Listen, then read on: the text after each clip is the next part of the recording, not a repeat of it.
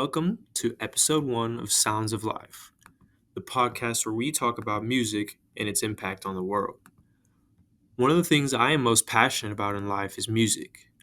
Music can be a commodity for few or just a feature of enjoyment for a lot of people.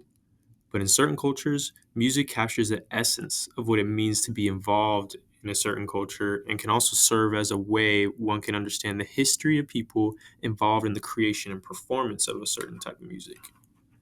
In this podcast, we will look at different examples in history, both in music and in the world, in which sound captures historical moments, and the overall energy of a certain people who produce said music.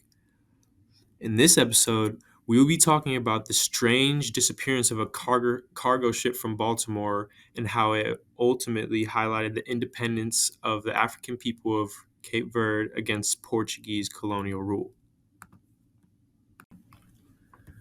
Before we dive right into this mysterious headline about a ghost ship and its impact on the people of Cape Verde, we must first understand a little bit about the geography and the history of this territory. So, firstly, Cape Verde is an archipelago located along the western coast of Africa in the Atlantic Ocean. And originally, it was a colony established in 1462 by Portuguese explorers, who would then later go on to use the archipelago as a station at a critical point for the transatlantic slave trade in moving Africans between Latin America and the African states. It is widely believed that the islands were uninhabited before the Portuguese colonized the area, meaning that all of the people who were brought in to become residents were originally a foreign people. Yet over time, like how we've seen with many other states that were used for transporting in the African slave trade, specifically closer to Latin America, such as Haiti and other nations like that, we witness a boom in a thriving culture that seeks to dance, eventually practicing their own language apart from the Portuguese, and ultimately seeking their own freedom later down the road. The language being Criollo, a Creole adopted language, would become the most widely spoken language in the country, as well as the people would practice different cultured dances known as Marna and Coladiera, as well as Funana, which eventually was an African style that was outlawed by the Portuguese.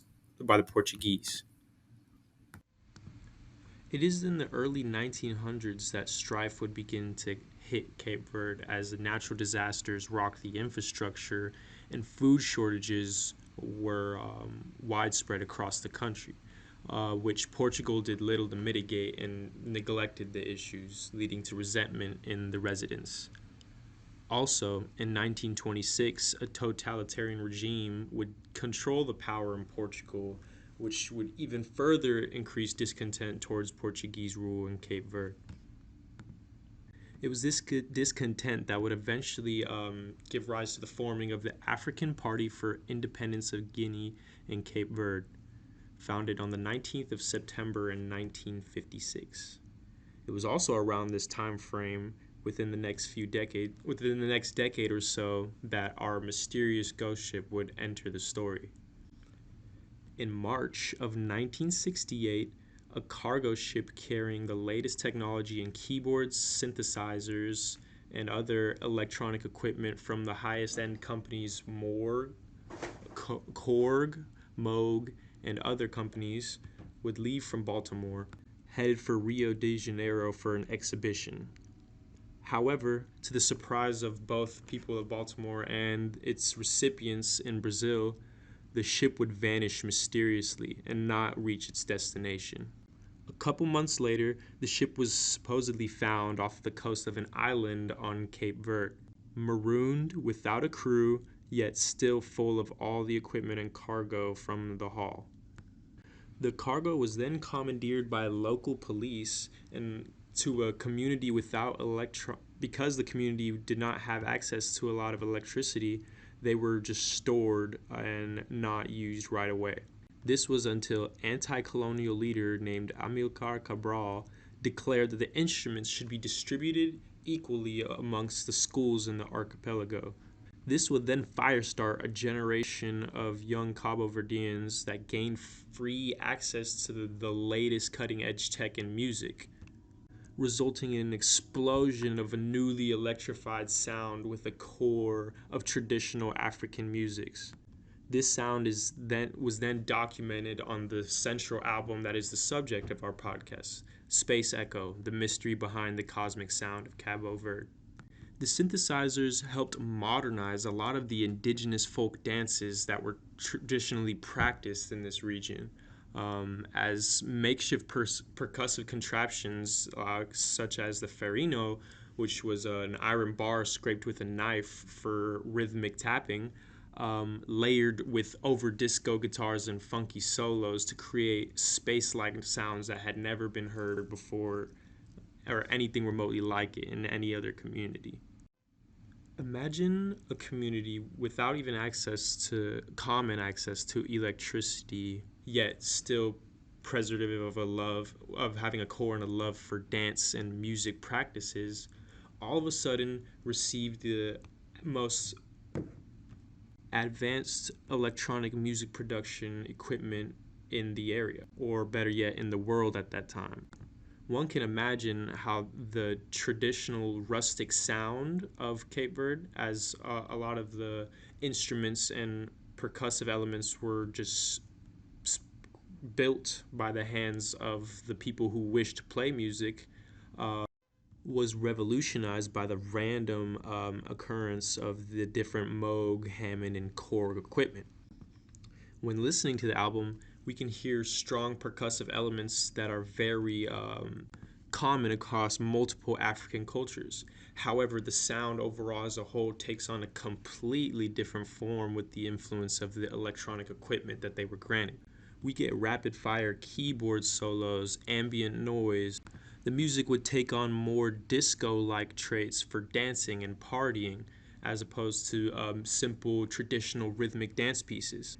And beyond honing and building off the traditions of common African musical practices, Cabo Verde would then individualize itself with this sound, making it a staple across the global community.